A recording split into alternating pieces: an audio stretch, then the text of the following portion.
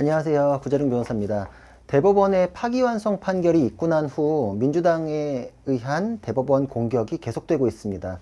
대법원장을 탄핵한다 라는 것뿐만 아니라 사실 전방위로 대법원을 압박하고 공격하고 있는데, 그 내용을 세세하게 따져보고 이게 무슨 의미지 싶었던 부분을 좀 명확히 알려드리고자 이 영상을 제작하게 되었습니다. 5월 1일 파기환송이 선고된 직후 5월 2일에 민주당 김용민 의원이 법원 조직법 개정안을 발의했습니다. 내용은 대법관이 14명인데 30명으로 늘리겠다라는 내용입니다. 그러면서 법치주의에 이바지하기 위한 것이다 라고 주장을 했습니다. 근데 진짜 그럴까요? 이게 왜 이 타이밍에 이런 법안을 냈을까? 좀 갸우뚱하셨을 것 같은데, 이거 역사적으로 독재자들이나 하는 방식입니다. 전형적으로 법원을 공격하는 방식이고, 사법권을 독립을 침해하면서 국회 아래로 두기 위해서 독재자들이 전통적으로 했던 방식인데, 그 내용을 살펴보면은 지금 민주당에서는 법원에 사건이 너무 많다, 대법관을 늘려가지고 사건을 처리하게끔 도움을 주고자 한다라고 하는데, 5월 1일 대법원 파기환송 그 다음날 5월 2일에 대법원 조우라고 도와주는 법안 냈을까요? 그러면은 그런 것들이 문제고 문제의식을 갖고 있었으면은 지난 몇 년 동안 법안 만들면 그냥 다 통과시킬 수 있었는데 왜 전혀 논의도 없다가 바로 파기환송 바로 다음날 이런 법안을 냈을까요? 그러니까 민주당의 꿍꿍이가 따로 있다는 걸 알 수 있죠. 이거는 역사적으로 독재자들이 법원을 소나기에 넣기 위해서 했던 방식인데, 이게 아예 분석 책도 많습니다. 스티븐 레비츠키, 데니얼 지블렛이 쓴 어떻게 민주주의가 무너지는가라는 책에 이거에 대한 논증이 있어요. 그래서 역사적으로 이런 것들이 있었구나, 독재자에 의해 이런 일들이 벌어졌구나 라고 이제 제가 그 책을 보면서 느껴왔던 게 또 우리나라에서 민주당에 의해 현실이 되었습니다. 그러니까 민주당은 정말 최악으로 나쁜데 참신하진 않아요. 그러니까 어서 나쁜 거는 다 베껴와요. 그러니까 쉽게 요약하면 진짜 어서 나쁜 것만 배워와가지고 그런 거죠. 어서 나쁜 것만 배워와가지고 또 그거를 우리나라를 망치는데 또 그대로 악용을 하고 있는 겁니다. 이게 지금 세계적으로도 예가 많아요. 독재자의 대법원 재구성 계획이라고 부르는데, 미국에서는 이미 그거를 코트 패킹이라고 부릅니다. 코트는 법원을 의미하고, 패킹은 우리 한 팩, 두 팩, 이렇게 한 묶음, 두 묶음 이러잖아요. 그 묶음 단위를 재구성을 해버리는 거예요. 그러니까 쉽게 말하면은 대법관의 구성을 바꿔가지고 심판을 매수하는 겁니다.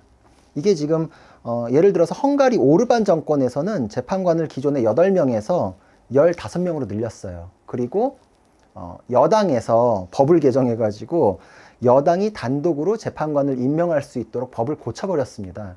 이 법 고쳐가면서 자신들이 임명권 가져가는 거, 민주당하고 지금 행동이 거의 비슷하죠. 그러면서 이제 그 늘어난 자리에는 누굴 넣을까요? 정계선 마은혁 같이 자기들이 원하는 그런 사람들을 넣는 겁니다.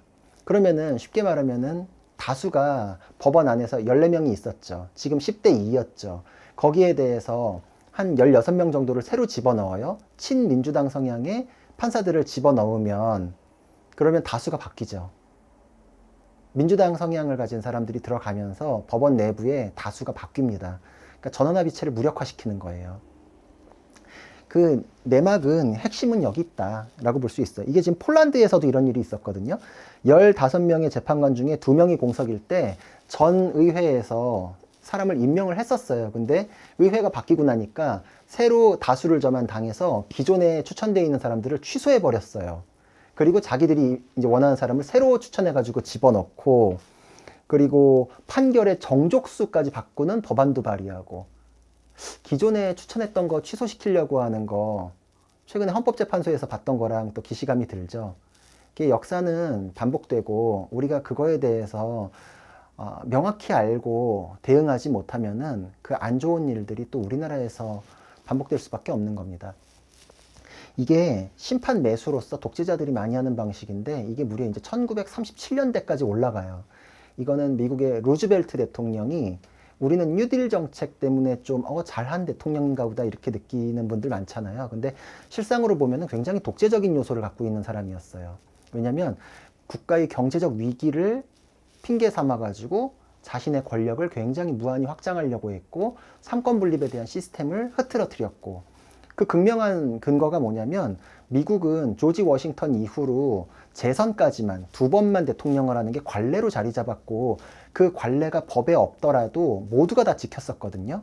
근데 루즈벨트는 4선을 했습니다. 무려. 관례를 혼자 깨버렸죠.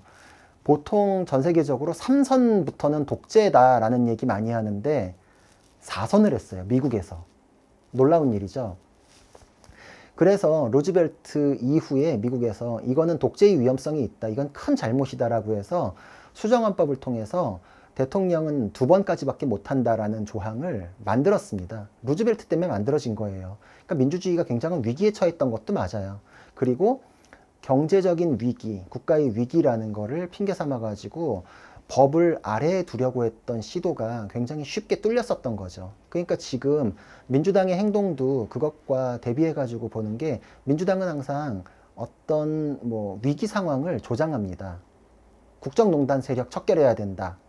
적폐청산해야 된다. 지금은 내란이 지금 계속되고 있다고 주장하죠. 내란을 계속되고 있다고 주장하는 것 자체가 위기 상황을 만들고 그 위기 상황에 국민들이 시스템이 흐릿하게 적용되는 거에 대해서 관대해질 때 법 위에 올라서겠다는 거예요. 이게 지금 그 당시 대공황 시절에도 있었던 얘기입니다.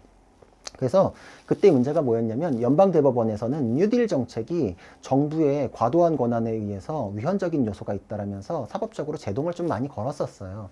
그러니까 루즈벨트가 사법부가 제동을 걸지 못하게 하기 위해서 9명의 연방대법관의 숫자를 확 늘리려고 합니다. 그래서 이제 거기도 15명 정도까지 늘리려고 했거든요. 그럼 늘어난 숫자는 어떻게 되나요? 루즈벨트가 임명한 사람이 들어가겠죠. 정족수가 바뀌죠. 그러니까 대법원의 권위도 떨어뜨리고 정족수도 무력화시키고 내가 원하는 사람을 집어넣으면 결론은 뻔하죠. 그거를 만들기 위해서 정말 법 개정도 하려고 그랬고 힘으로 밀어붙이기 위해 노력했고 그래서 미국에서도 이게 지금 반발이 굉장히 많았어요.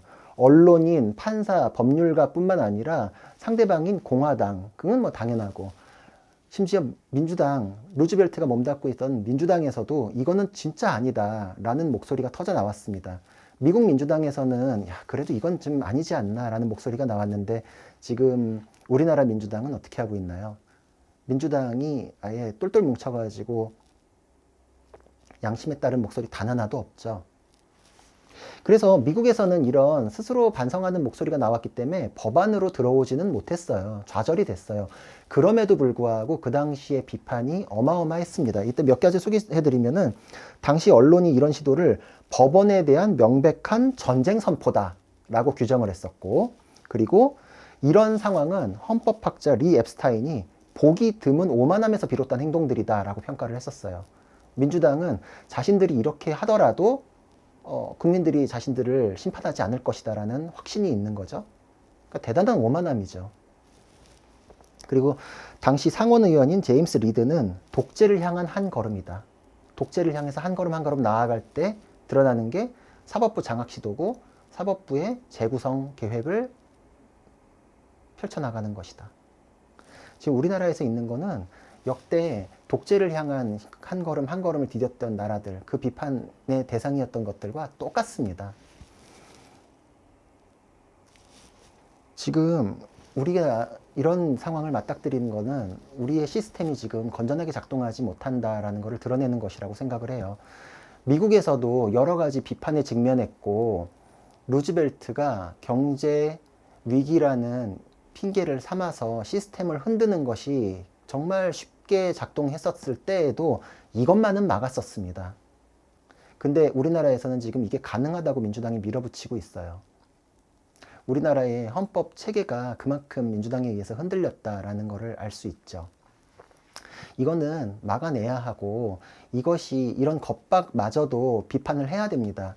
왜냐하면 루즈벨트는 대법원 재구성 계획을 결국 법안으로 이제 통과시키진 못했는데 그럼에도 불구하고 연방 대법원에 대해서 대단한 상처를 주었어요. 왜냐하면 이런 법안의 압박 때문에 연방 대법원은 사법 소극주의라 그래서 정책이나 정권의 결정에 대해서는 사법부는 적극적으로 개입하지 말아야 된다라는 원칙을 세우고 한 발 물러서기 시작했습니다.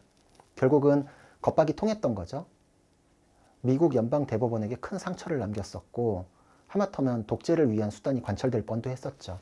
근데 우리나라에서는 지금 이런 것을 부끄러움도 모르고 역사적으로 다 독재를 위한 한 걸음이라고 평가가 되는 것들을 또 꺼내고 있어요. 어떻게 이럴 수 있을까요? 그 원인은 그릇된 판결을 선고했던 판사들에게서 찾아야 됩니다. 강행 규정에 의해서 1심 6개월 만에 선고해야 되는데 26개월을 끌어버렸던 강규태 부장판사. 그 사람이 아니었으면 벌써 한 1년 전쯤 끝났겠죠, 이 사건은. 이런 혼란이 있을 리도 없었겠죠. 법에 따른 것인데 누가 뭐라고 할 이유도 없었잖아요. 권력에 굴복해가지고 재판을 지연하고 법도 어긴 거죠.